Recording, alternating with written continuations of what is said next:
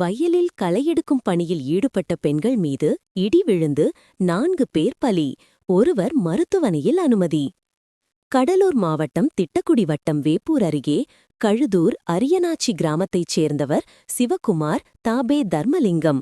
இவருடைய புஞ்சை வயல் காட்டிற்கு மக்காச்சோளத்திற்கு களையெடுக்கும் பணி வேலையாட்கள் மூலம் மேற்கொண்டிருந்தனர்.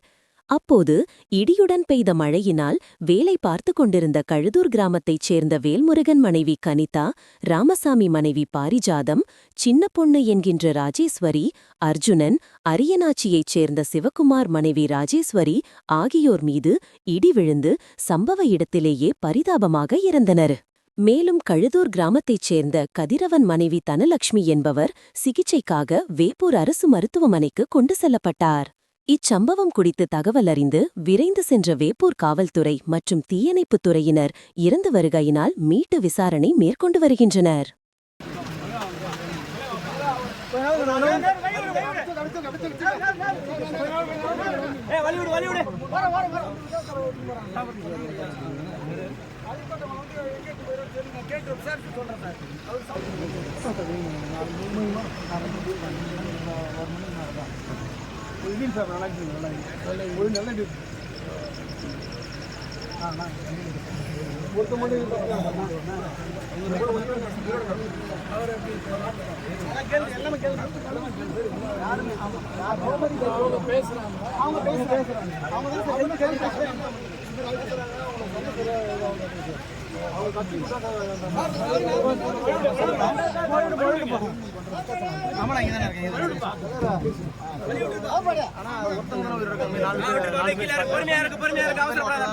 அது அவங்க